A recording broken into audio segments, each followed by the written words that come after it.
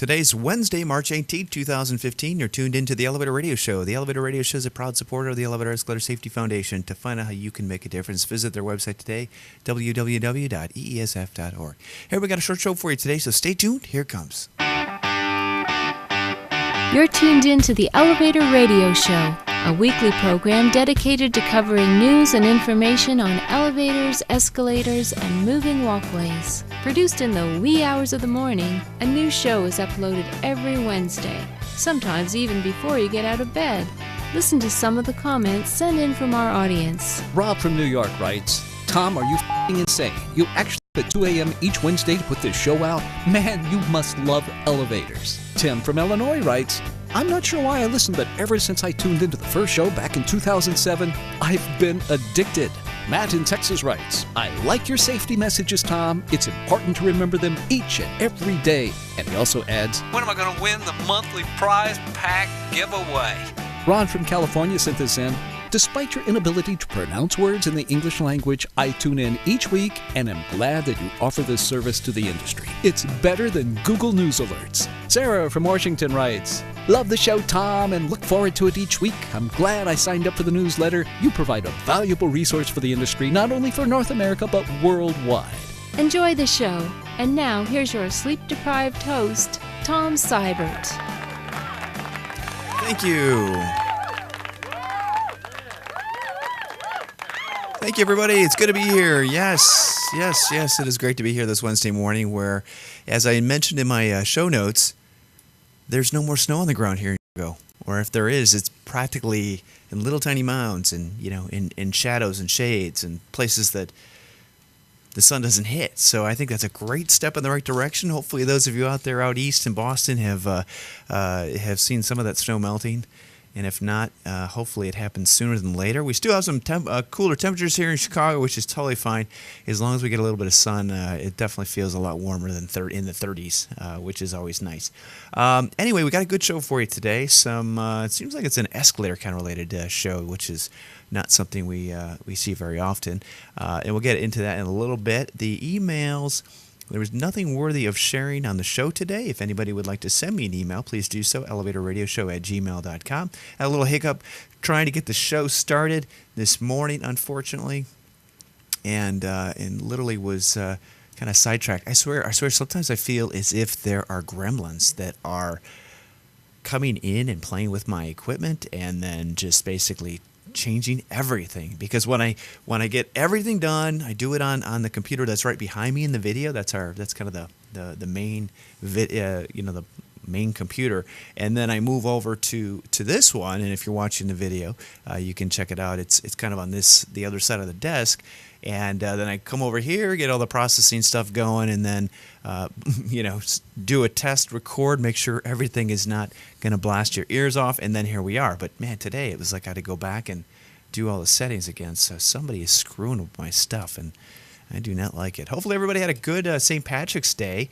I'm sure many of you are probably wishing you perhaps did not celebrate as much as you did, but in all fairness, I had one Guinness, enjoyed it very much, and that was the extent of my celebration. And just remember that everybody's Irish on St. Paddy's Day, and enjoy that, and hopefully you did. And really the next holiday is Memorial Day, as we kind of cruise into spring and then into summer, and hopefully all that comes sooner than later. So anyway, if you want to send emails, send them to elevatorradioshow@gmail.com. If you want to be seen as anonymous, let me know. Be happy to tell the world that it is from Homer Simpson, and you will be protected from the wrath of whomever you are worried about, and happy to do that. So elevatorradioshow@gmail.com, and if you want to share anything with me or with our audience. So up next, we'll get right into the news segments of the show today, and we'll have you out of here pretty darn quickly. So nice and quick. So up next, we'll get right into the news.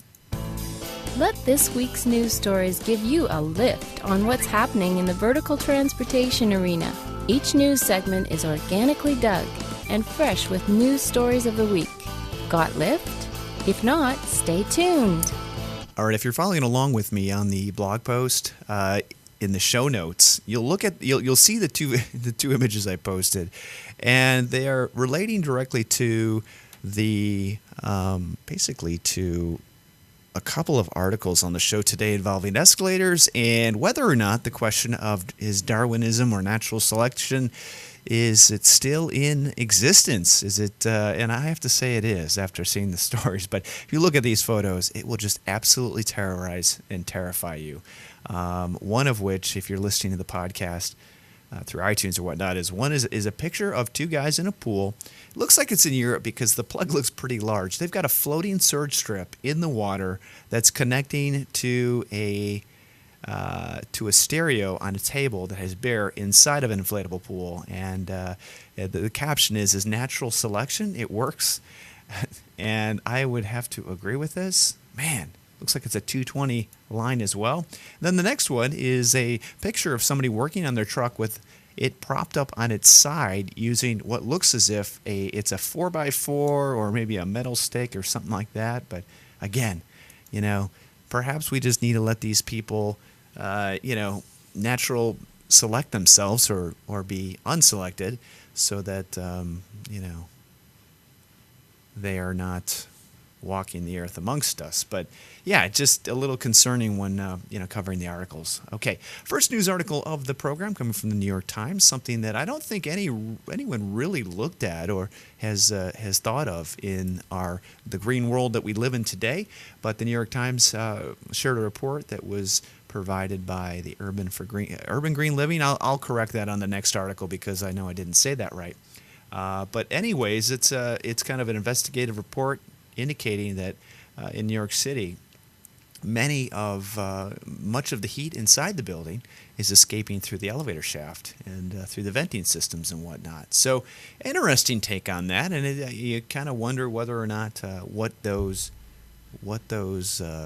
true numbers are. But there's here we go. Green Building Council released a study, and actually, if you click on the PDF link through the urbangreencouncil.org website, you can actually scroll down and see what some of the recommendations are to try to minimize this and that are co-compliant. So I thought that was pretty interesting, and you can kind of check this out because anytime we can save energy or save energy consumption to some degree, it's definitely going to help. But as we, as an industry, have been looking pretty much at just energy type devices to save or to make a difference, like regen drives and LED lighting, or passive lighting systems in the cab when nobody's in there, or occupant type devices.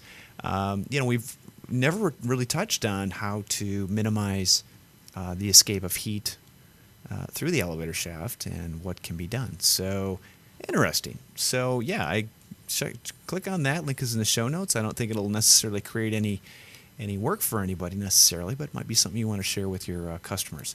Okay, NEI has a new PDF out, newsletter from, it's called not called the Insider, it's their newsletter series, and you can subscribe to the e-link website I've got here, nei.org/insider/. It's free for anybody. Interesting article talking about how changing views on the role of elevator and emergency occupant egress is going to really start to make a bigger difference. And instead of seeing signs that say in case of fire, elevators are out of service, use exit, there's a good chance you're going to start to see signs that say, let's see here, in case of fire, elevators are out of service, elevators are available for evacuation. So, and I got to tell you, I was in a condo for a meeting, 2 weekends ago in Evanston, Illinois, and they actually had a egress emergency occupancy area, which I thought was pretty cool. And also, even though it may or may not relate to elevators themselves, buildings and high-rises have these new not requirements, but steps in place and training so that people that require increased accessibility in buildings, tall high-rises or whatnot, have a place to go, and then people can come and help them if there's an issue. Kind of like being next to the emergency exit door on an airplane. So I thought it was pretty cool. So good stuff over on NEI. If you want to check that out and subscribe to their e-newsletter, please do so. There's a link there, totally free, and good articles that you can actually share with your clients if you're a contractor in terms of elevators and whatnot. So anyway. Okay. This article was posted from the Mirror in the UK, United Kingdom, and you would not see necessarily, I don't think, an article like this. I hope this does not blast your ears. Something's going to load up. Bear with me. Brace yourself. I don't know what's loading. Lots of stuff are going on in the... Okay, I'm going to scroll down here. But apparently, and I hate the fact that the media, or we as media, I'm not media by any means, because I'm just commenting on articles I find online. I'm not media at all. Remember that. But anyway, here's a video in an article talking about or showing a video of a shopping mall stunt gone wrong. Has gone viral online, clocking more than 50,000 views in less than 12 hours.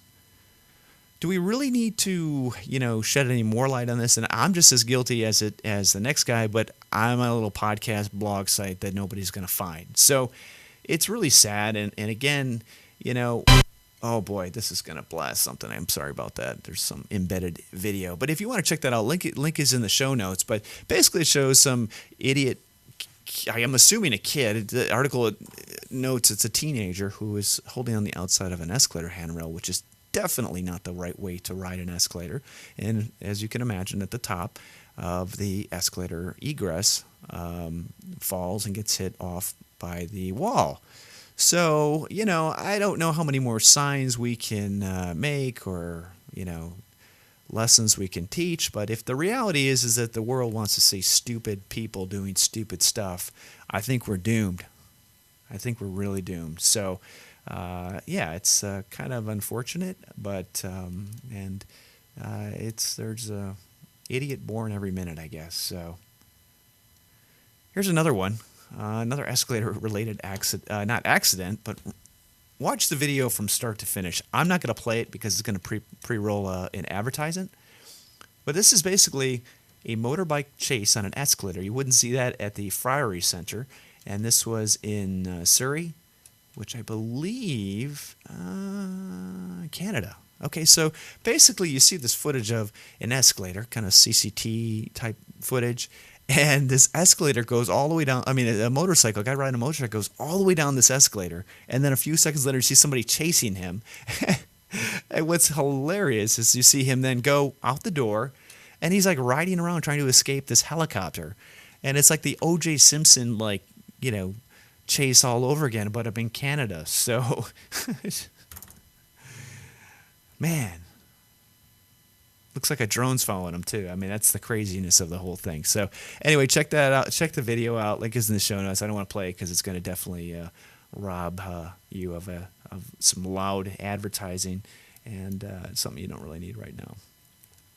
Okay, next news article, or is really not a news article, but it's basically an attorney fishing for more, obviously more, more work, in my opinion. ConnecticutLawTribune.com has an article about welder dies in fall down elevator shaft, $1.5 million awarded, and the winner was general negligence, and I surely should be on the part of the, the part-time for hire welder that the building owner brought in to do some welding on an elevator shaft, on his free time. So, at what point does, $1.5 million, and again, I don't know all the particulars of this, so I apologize for those of you out there that believe that I'm perhaps a little harsh in my assumptions, but again, these are only my own assumptions. They're nobody else's but mine, and if you are, an attorney representing this guy or the next person that falls down an elevator shaft, my apologies. Okay, this is my own opinion. It doesn't express any views, blah, blah, blah, of anything that I represent. But, $1.5 million for a guy that probably was not licensed to work inside an elevator shaft, who was injured in an elevator shaft. So one begs to raise the question, at what point, is something like this somebody else's fault, like the person who hired him or whatever.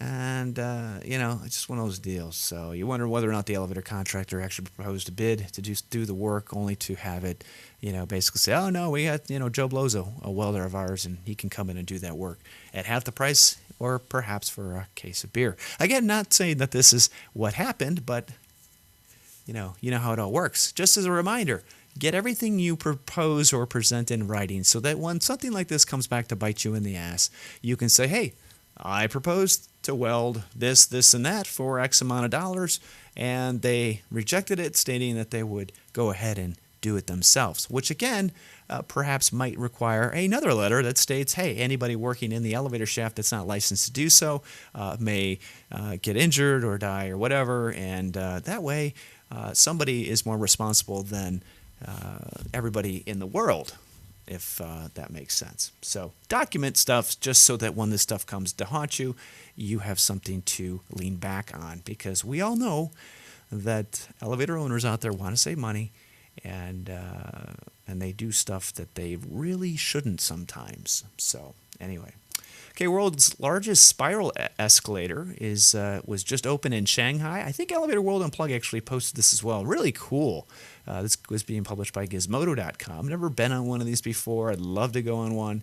My only advice moving forward is that perhaps we look at ways of raising the handrail, just to try to captivate or enclose people and prevent them from falling over the side, which I wouldn't think is a problem unless you're really, really tall and your center of balance or gravity is much higher than most people. So I don't have that problem. I'm short. So anyway, cool images and cool photos. So encourage you to go check those out. Okay, Health Services elevator stalls and has a staff member inside. Whatever, they're okay. Again, slow news day. Well, when was this published? No, this is just recently. Let's see here. Yeah, I'm just reading through the article here. Smoke came from the elevator machine room. Oh, this is a fire too. That's kind of scary.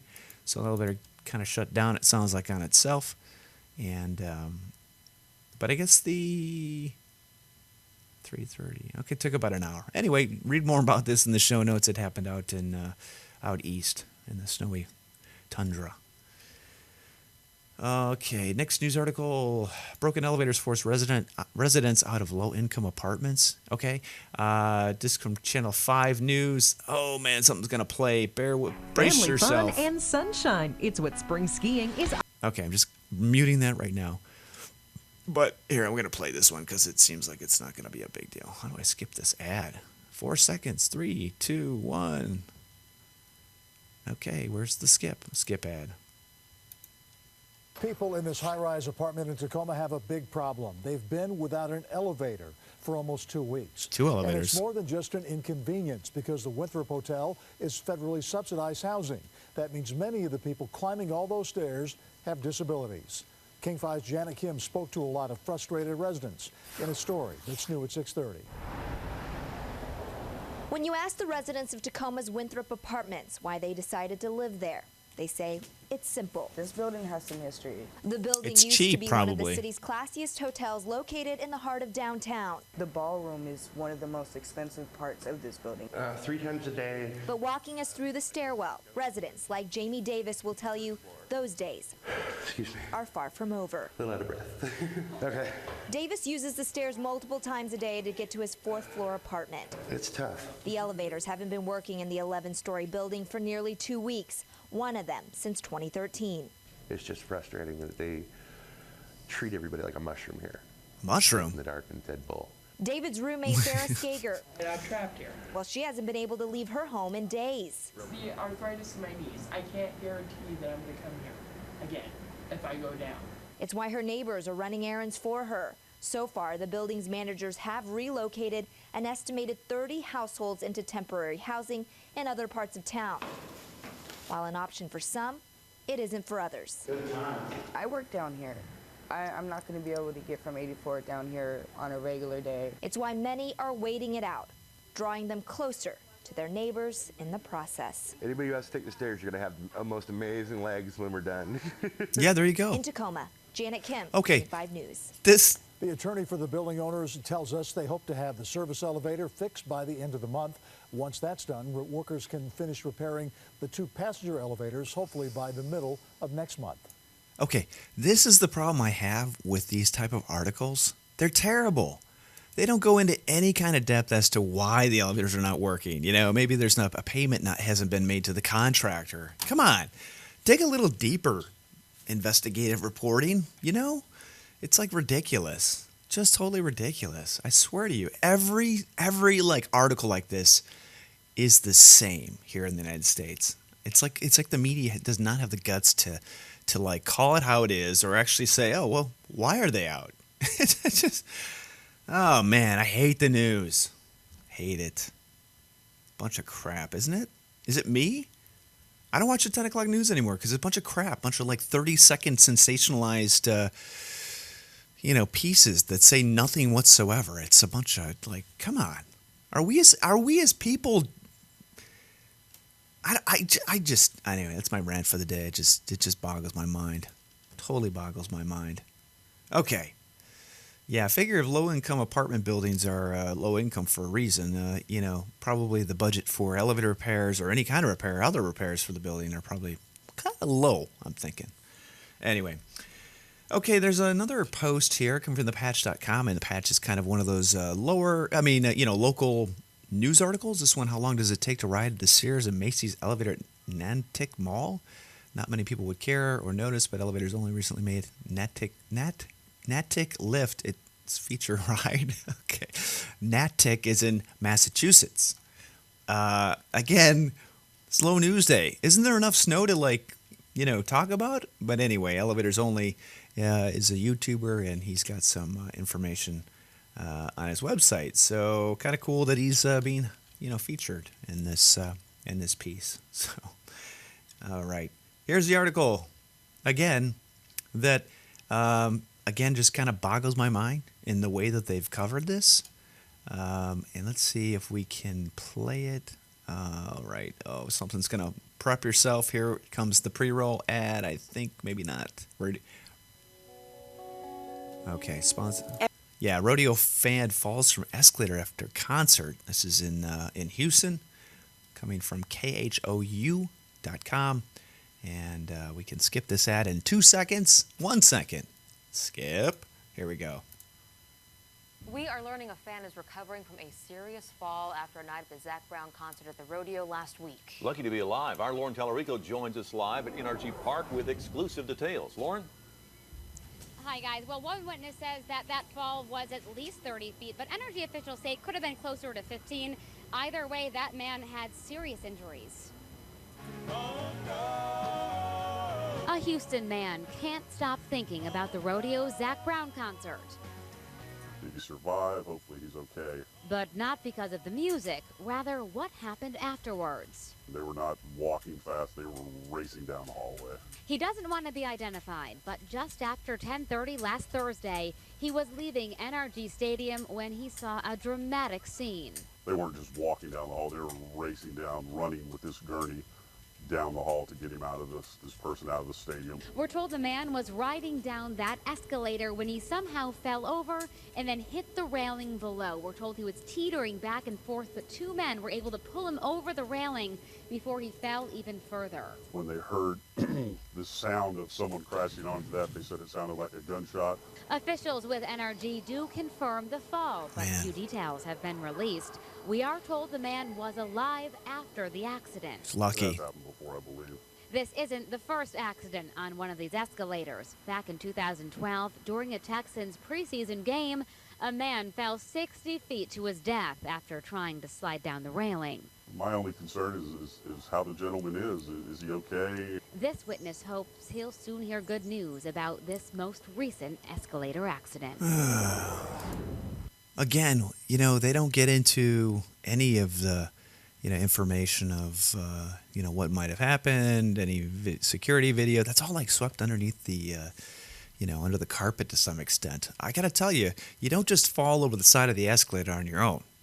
It just doesn't happen. I've never seen it happen at all. So it's really important. I don't know if we're going to get to the point where we're putting huge signs in front of, laminate floor signs that tell people to be careful, not to ride the handrail. I don't know if we're going to get to that point, but we might if if we can make an impact. It's a little scary. It's really scary. This will continue to happen if we either A, don't warn people, or B, I don't know, figure something out. And I'm not gonna assume or state what I think went wrong. I'm assuming something had some kind of substance had something to do with this and whatever. But next article is actually a View piece. It's a article written regarding 6 people having died from falling at the Palisades Center. One incident was ruled an accidental, and the other 5 suicide. Man, go to the mall and jump over the side of a railing? Man, unbelievable. But apparently this is somebody writing in saying that in October last year, a developmentally disabled man on a community outing turned awkwardly near the top of a 3rd-floor escalator, lost his balance, and fell over the 3.5-foot railing to his death. The gentleman was well supervised, and it appears a freak accident. So this person is writing in to ask that basically handrails or railing devices be made taller, which would make sense.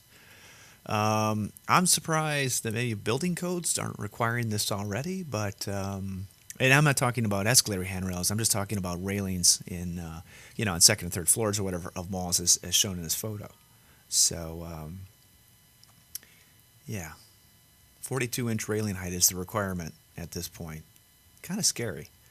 So whether or not anything will actually help, change with this is a whole other story. Because you really, if somebody's trying to kill themselves, they're going to find another way of doing it, and you'll have to figure out how to prevent that from happening, like they've done on the bridges, in California, stuff like that. It's just not so good.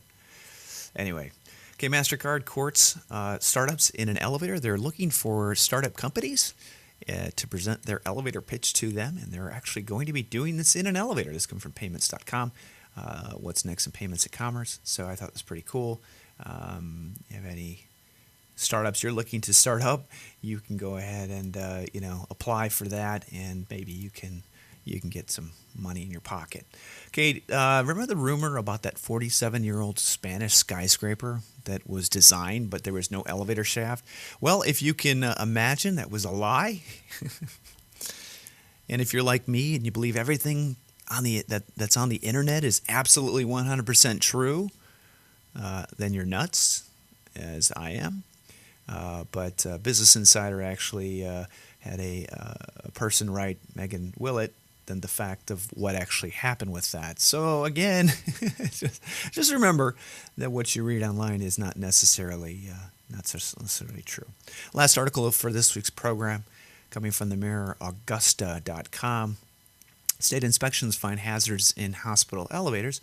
More than 1/3 of the 117 passenger and freight elevators inside Doctors, Trinity, and University Hospitals on Georgia's Regents Health System campus had at least one violation last year, according to annual inspection reports from the State Insurance and Safety Fire Office. And they're noting that the hospital had the highest percentage of violations. The spokesman said all repairs were made within days, but just kind of makes you wonder, how is this happening, and why. It doesn't bode well for the company that's been contracted to work and repair and make the proper requirements for the equipment. And granted, I don't know what they were. Let's see what the comments were. Maybe somebody wrote in that has a little more inside information. Probably not. I can't even log into it. So, but anyway, giving everybody the benefit of the doubt, I would think that perhaps if there's that many devices that have issues with them, there might be some other issues going on as it relates to the maintenance and whatnot. So, and that's going to do it for the show, everybody. It was nice and quick, as I promised. And as always, remember, safety is number one in what you do each and every day. Share that with those you work with, and also, that's pretty much about it. So, hope everybody is having a great week, and the rest of your week is good, and you enjoy your weekend as well. So be safe. We'll talk to you next Wednesday. Take care. Bye-bye.